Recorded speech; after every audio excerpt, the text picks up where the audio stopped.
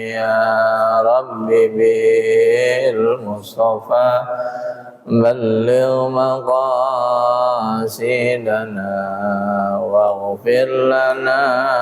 Bismillahirrahmanirrahim. Qala al-muallif rahimahullahu ta'ala wa adaman naf'a wa bi'ulumi fid dharain. Al-hikayatus sabi'atu, kisah yang ketujuh fil karami. Kedermawanan ini dalam bahasa Arab bisa disebut dengan al-karam, bisa disebut dengan al-jud, bisa juga disebut dengan as-sakha atau as-sakhiyu. Semuanya mempunyai makna dermawan. Hukiya anna rajulan kana na'iman fil masjidi wa ma'u himyani fantabaha falam yajid himyanahu wa ra'a Ja'farun as-Shadiqa yusalli fata'allaqa bihi. Dikisahkan ada seorang laki-laki yang tidur di masjid. Laki-laki yang tidur di masjid ini membawa apa ya? Membawa dua kantong. Ya, tidur di masjid bawa dua kantong, digeletakin tuh kantongnya. Fantabaha, kemudian si laki-laki terbangun dari tidurnya, falam yajid himyanahu. Saat terbangun dia tidak mendapati dua benda yang dimiliki yang tadi digeletakkan di samping dia tidur itu, nggak ada. Wa ra'a Ja'farun as-Shadiq. Ya, ketika ngelongok sana kemari nggak dapetin barangnya, yang dilihat hanya satu orang, yaitu Imam Ja'far Shadiq. Yusolli, saat itu Imam Ja'far Shadiq sedang sholat sunnah juga, sedang melaksanakan sholat sunnah. Fata'allaqa bihi. Nah, si laki-laki yang tadi tidur itu, yang kehilangan bendanya itu, ya, mengaitkan dengan Ja'far Shadiq. Jangan-jangan Ja'far Shadiq nih yang ngambil barang saya. Ya, karena di situ nggak ada orang selain dirinya dan Ja'far Shadiq yang sedang melaksanakan sholat. Faqala lahu ma sya'nuka. Maka kemudian Imam Ja'far Shadiq bertanya nih kepada si laki-laki itu, karena si laki-laki ini memandangnya dengan pandangan yang yang tidak mengenakan, penuh kecurigaan. Maka ditanya oleh Imam Ja'far Shadiq, "Kamu kenapa kayak begitu? Melihat saya kok seperti apa gitu?" Faqala, kemudian berkata nih si laki-laki ini, "Qad saraqa himyani. Qad suriqa himyani." Ini dua benda bawaan saya, ini nggak ada yang maling. Walaisa indi ghairuka. Sementara di sisi saya nggak ada yang lain kecuali kamu doang. Di masjid itu cuma ada kita berdua. Tadi saya tidur bawa dua kantong saya geletakkan di samping saya. Ketika terbangun saya nggak ngedapetin dua kantong itu. Ya. Yang ada cuma kamu doang sedang sholat. Ya. Oh. Faqala lahu, maka Imam Ja'far Shadiq nggak mau berpanjang-panjang, nggak mau bertele-tele dalam urusannya. Kam kana himyanuka, emang berapa harga barang yang kamu hilang itu? Ya, nggak mau bertele-tele, ya, nggak mau bertele-tele. Faqala, maka si orang itu menjawab 1000 dinar, ya, harganya 1000 dinar. Famadha Ja'farun ila baitihi wa atahu bi 1000 dinarin wa dafa'aha ilaihi fazabar rajul ila ashabi. Maka kemudian Imam Ja'far Shadiq pulang ke rumahnya, ngambil uang 1000 dinar dan membayarkannya kepada laki-laki ini, dan kemudian laki-laki itu meninggalkan masjid, pergi ke teman-temannya. Jadi Imam Ja'far Shadiq nggak mau berpanjang-panjang, nggak mau mempersulit urusan. Ya, karena dia menduga dan mencurigai dia sebagai pencuri, ya maka ditanya, emang berapa harganya? 1000 dinar. Langsung dia pulang, ambil uang 1000 dinar, kemudian diberikan kepada orang tersebut. Ya, nggak bertele-tele. Nah, laki-laki ini pergi nih, ya, ke teman-temannya.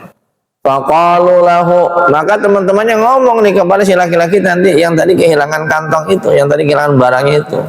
Apa katanya? Himyanuka indana wa qad mazahnaka. Ya, kantong kamu itu kita ambil. Ya. Tadi kamu lagi tidur, ya, bawa dua barang yang kamu letakkan di samping diri kamu. Ketika kamu lagi tidur, kami ambil. ya, waqad mazahnaka, ya kita pengen gurau lah, pengen bercanda, pengen ngerjain kamu, kira-kira kamu kehilangan benda itu kira-kira kalang kabut nggak? Ya, oh rupanya dugaan si laki-laki tadi yang kehilangan barang itu salah, rupanya bukan orang yang tadi sedang sholat yang mengambil barang tadi rupanya diambil sama teman-temannya, lagi tidur diambil sama teman-teman, iseng ngerjain, ya kan biasa tuh ya, kalau di musad itu suka dikerjain itu kan ya biasalah gitu kan. Nah, rupanya ya seperti itu, teman-temannya ngerjain, diambil barangnya, ya. Maka teman-temannya kaget ketika dia datang, kok nggak merasa kehilangan, itu biasa-biasa aja. Oh rupanya dia menduga seseorang yang telah mengambilnya dan sudah mendapatkan ganti ruginya. Karena tahu laki-laki ini yang ngambil bukan Imam Ja'far Shadiq, fa'ada ar-rajulu bidanarin wa salah 'anil ladzi a'taha lahu. Nah, kembali nih si laki-laki tadi yang kehilangan barangnya membawa uang tadi 1000 dinar itu dan bertanya siapa tadi yang saya tuduh gitu ya. Yang telah saya tuduh memberikan yang saya tuduh mengambil barang saya itu. Ya, dan kemudian memberikan ganti.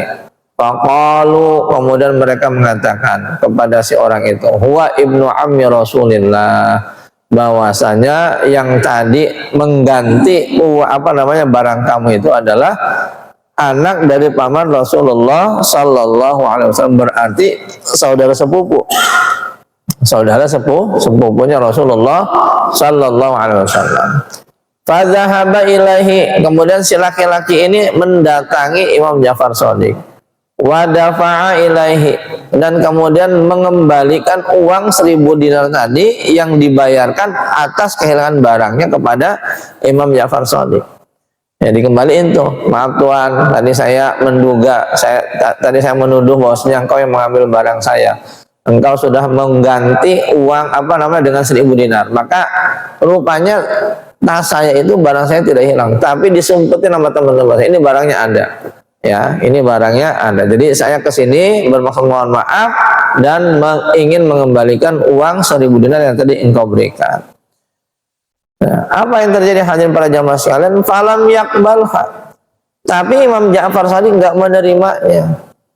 Enggak mau menerima kembali uang yang sudah diberikan itu. Waqala, dan dia berkata, inna idza akhrajna syai'an min milkina la ya'udu ilaina.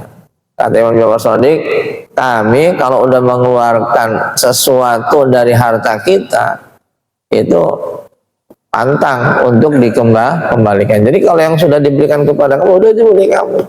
Ya, itu milik kamu, nggak berhak saya untuk mengambil kembali uang yang sudah saya keluarkan. Ya, radhiyallahu anhum.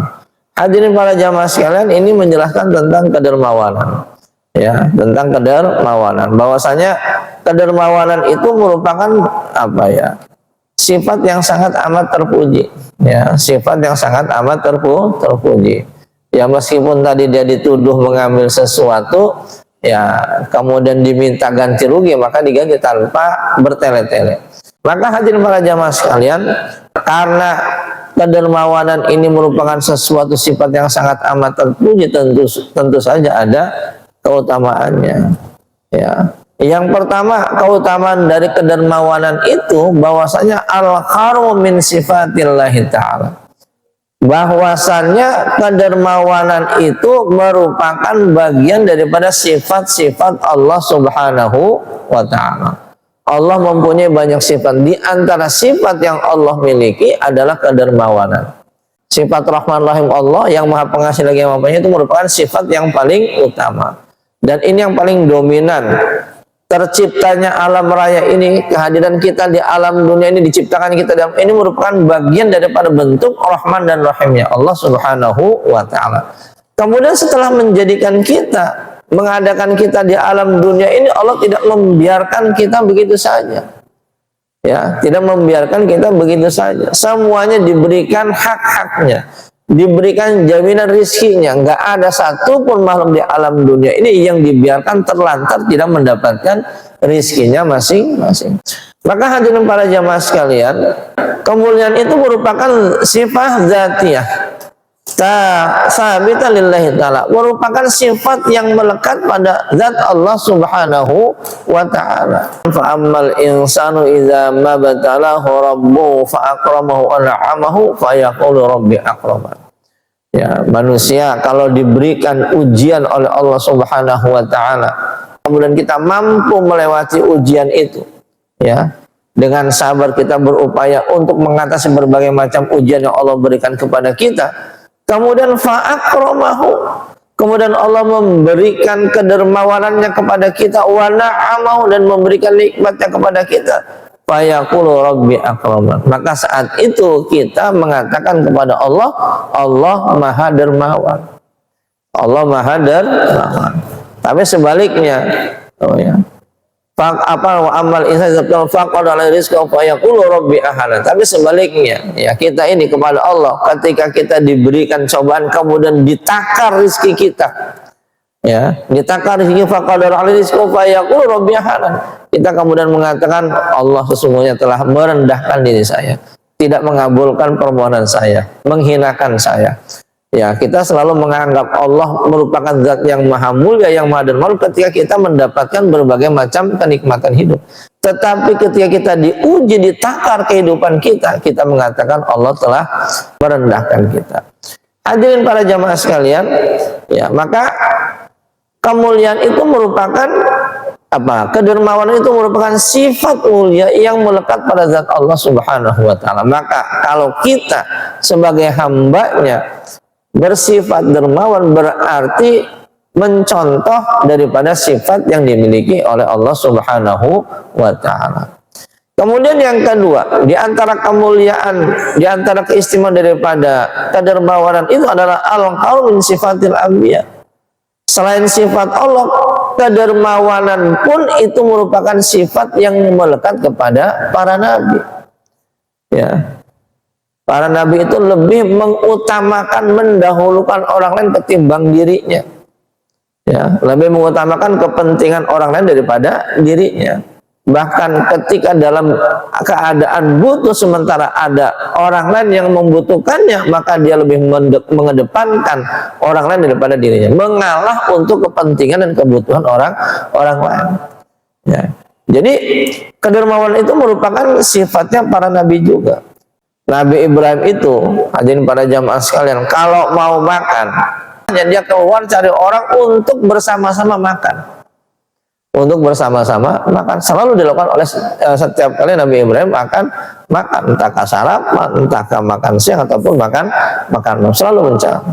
Apalagi Nabi kita lebih mengutamakan kepentingan orang lain daripada kepentingan dirinya sendiri. Suatu kali Rasulullah pernah didatangi oleh tamu yang meminta sesuatu, maka diutuslah, ya, seseorang untuk mencari sesuatu yang dibutuhkan oleh orang ini. Tolong datang kepada istriku, ya, minta suatu makanan, ini ada tamu, ya. Begitu, ya. Beberapa istri datangnya oleh utusan Rasulullah nggak mempunyai apa-apa, ya, berarti menandakan bahwasanya Rasulullah nggak pernah menyimpan bahan makanan untuk digunakan untuk nanti. Ketika dia makan memang saat itu ada. Maka hadirin para jamaah sekalian, ya, maka ketika kita berupaya meneladani sifat Allah dan meneladani sifat Rasulullah, yaitu kedermawanan, berarti kita berupaya menjadikan itu sebagai contoh dalam perilaku kehidupan kita sehari-hari. Nah, kemudian hadirin para jamaah sekalian, ya, kedermawanan itu rupanya tidak selalu terkait dengan harta. Artinya kita nggak perlu berkecil hati ketika kita tidak mempunyai kelebihan harta. Rupanya ada kedermawanan dalam hal yang lainnya.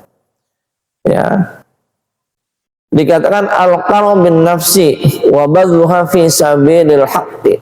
Ya, ada kedermawanan dengan diri sendiri untuk kepada jalan kebaikan, Ya. Allah berfirman dalam salah satu ayatnya, innallaha ashtara minal mu'minina anfusahum wa amwalahum bi anna lahumul jannah yuqatiluna fi sabilillahi fayaqtuluna wa yuqtalun wa'adan al-haqqan fit tawrati wal injil wal qur'an wa man awfa bi'ahdi minallah fastabshiru bai'akumul ladzi bai'atum bih wa dzalika huwal fawzul 'adzim. Ya, sesungguhnya Allah telah membeli orang-orang yang beriman dengan dirinya dan hartanya, ya, bahwasanya mereka dijanjikan akan mendapatkan surga. Ya, yuqatiluna fi sabilillah, mereka berjuang di jalan Allah. Fayaqtuluna wa yuqtalun, mereka saling berperang. Ya, kalau enggak membunuh ya terbunuh. Ya, namanya berjihad di jalan Allah. Ya, kalau enggak membunuh ya terbunuh. Tapi niatnya adalah jihad fi sabilillah. Ya, wa'dan 'alaihi haqqan fil Taurat wal Injil wal Quran. Itu sudah menjadi janji Allah Subhanahu wa taala yang hak, baik dalam kitab Taurat, Injil ataupun Al-Qur'an. Wa man 'aufa bi'ahdi minallah fastamsiku bikumul ladzi ba'atum bih. Ya. Maka siapa yang menunaikan ya janjinya, janji Allah Subhanahu wa taala, yaitu mendermakan dirinya dan hartanya di jalan Allah, maka berikan kabar gembira kepada mereka, ya, bahwasanya mereka akan mendapatkan kemenangan yang sangat agung. Jihad dengan diri sendiri, mengorbankan diri sendiri semata-mata untuk berjihad di jalan Allah, itu merupakan bagian daripada kedermawanan. Ya, kita yang laki-laki mempunyai tanggung jawab kepada keluarga. Ketika kita keluar dari rumah, niatnya adalah jihad fi sabilillah, itu merupakan bagian dari kedermawanan. Artinya kita mengorbankan diri kita semata-mata untuk kepentingan dan kewajiban kita dalam menjalankan kewajiban kita. Ya, jadi nggak ada yang sia-sia apa yang kita lakukan, nggak ada yang sia-sia dari apa yang kita lakukan. Kalau kita meniatkannya sebagai jihad fi sabilillah. Ya, kalau semata-mata kita bekerja hanya untuk mendapatkan keuntungan materi belaka, hanya untuk mendapatkan upah, hanya untuk mendapatkan materi, ya, itu berarti niatnya hanya itu. Maka kata Rasulullah, innamal a'malu binniyat, segala sesuatu ditentukan oleh niatnya. Orang yang melakukan hijrah niatnya karena Allah, maka dia akan menjadikan hijrahnya sebagai ibadah. Tapi siapa yang berhijrah, ya, semata-mata niatnya untuk mendapatkan seorang istri, mendapatkan harta, maka yang dihasilkannya akan tergantung apa yang diniatkannya. Maka hadirin para jamaah sekalian, maka sangat amat rugi ketika kita misalnya keluar rumah bekerja, niatnya cuma semata-mata untuk mendapatkan keuntungan materi, semata-mata untuk mendapatkan upah.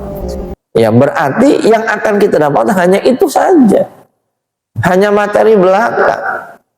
Ya, tapi nuansa ibadahnya, rahmat Allahnya itu mungkin tidak kita dapatkan. Maka dalam surat Al-Baqarah mengatakan, wa minan nasi may yaqulu rabbana atina fid dunya wa ma lahu fil akhirati min khalaq. Ada sekelompok orang yang memohon kepada Allah untuk diberikan kenikmatan dunia saja. Ya. Wa minan nasi may yaqulu rabbana atina fid dunya, hanya meminta kepada Allah mendapatkan kenikmatan dunia saja. Ya, maka orang yang hanya memohon kepada Allah semata-mata untuk mendapatkan kenikmatan dunia saja, maka sedikit pun dia tidak akan mendapatkan bagian daripada akhirat. Makanya ayat berikutnya mengajarkan kepada kita dalam berdoa itu, yang doa yang sering kita bacakan setiap akhir doa adalah Rabbana atina fid dunya hasanah wa fil akhirati hasanah wa qina azabannar. Jadi kita memohon kepada Allah diberikan kenikmatan kehidupan di dunia dan diberikan kenikmatan hidup di alam akhirat dan dibebaskan dari siksaan api neraka. Ya, kalau kita minta semuanya kepada Allah, Allah akan kabulkan. Kalau kita hanya meminta kepentingan dunia belaka, Allah akan kabulkan. Berarti kita nggak mendapatkan bagian akhiratnya.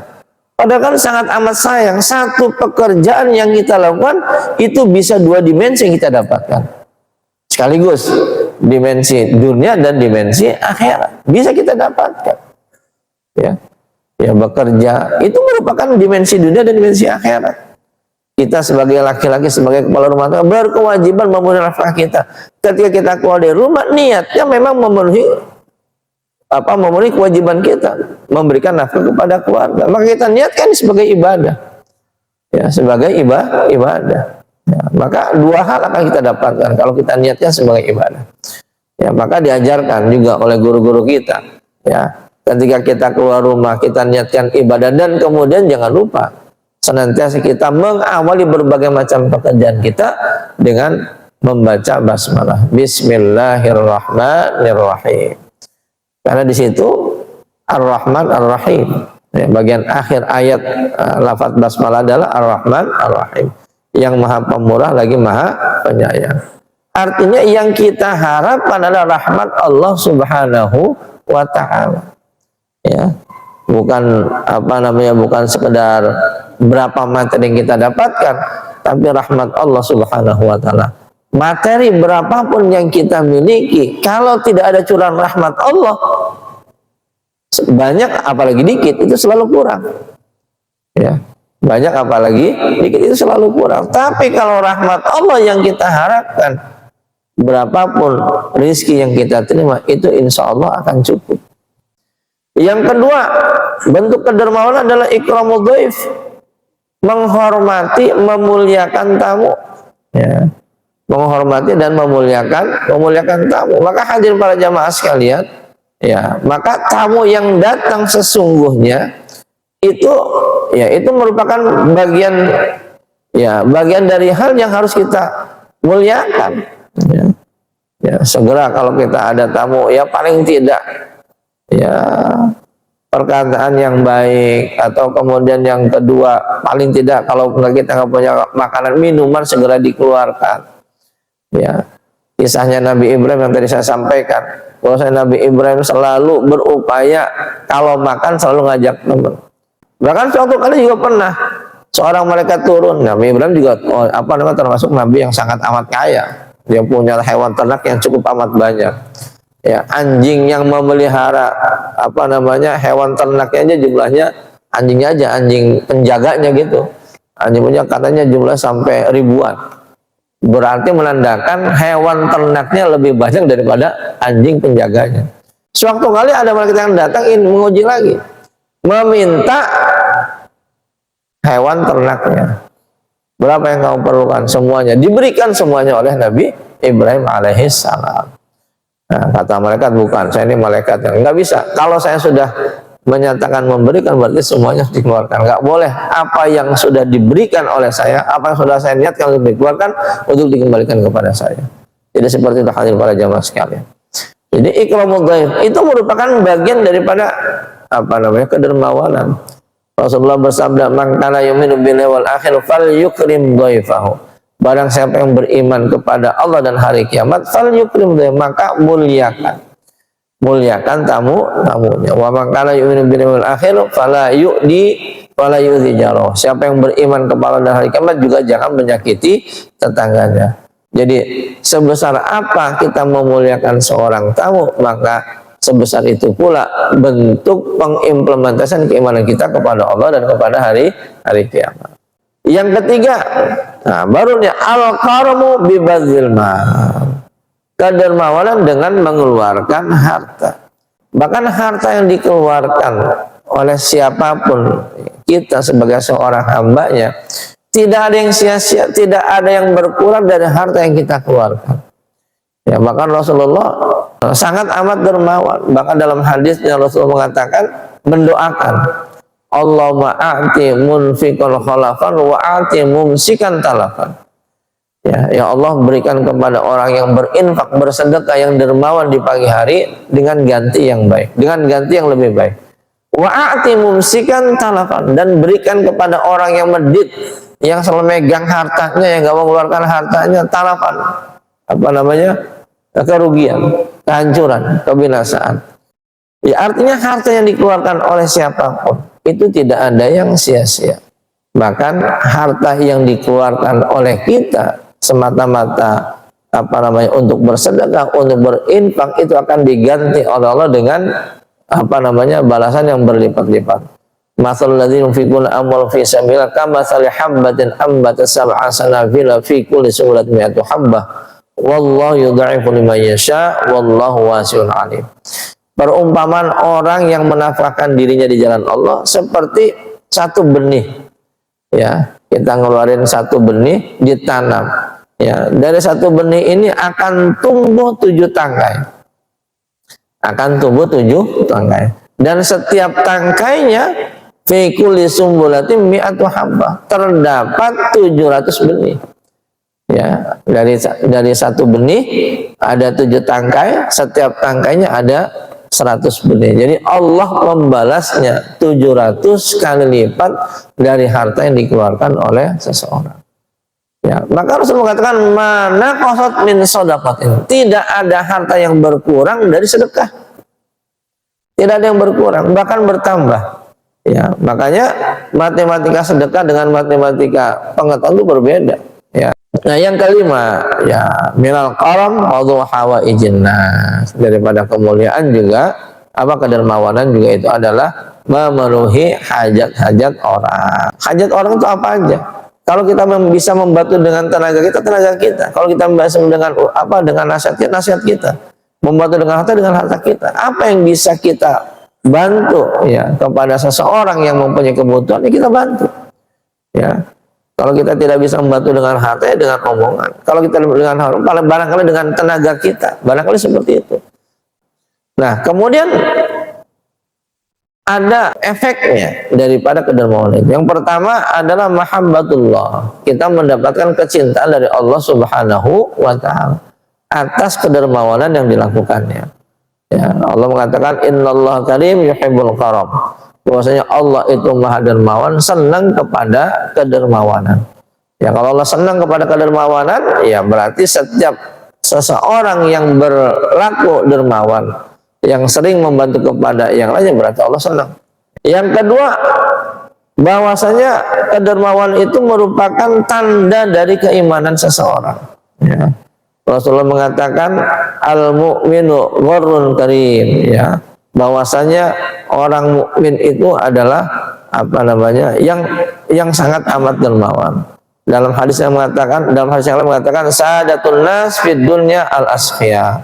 Bahwasanya kebanyakan orang di dalam dunia adalah orang-orang yang dermawan. Wa fil akhirati al-atqiya, dan di alam akhirat adalah orang-orang yang bertakwa. Jadi ini menandakan bahwasanya kedermawanan itu merupakan bukti dari keimanan seseorang.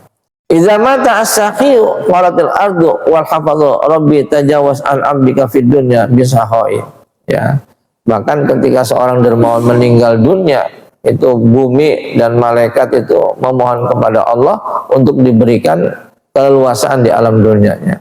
Tetapi kalau ada orang yang pelit meninggal dunia, ya maka malaikat pun mendoakan dan memberikan agar ditutup tuh ya segala macam kemungkinannya bagi orang yang pelit ini.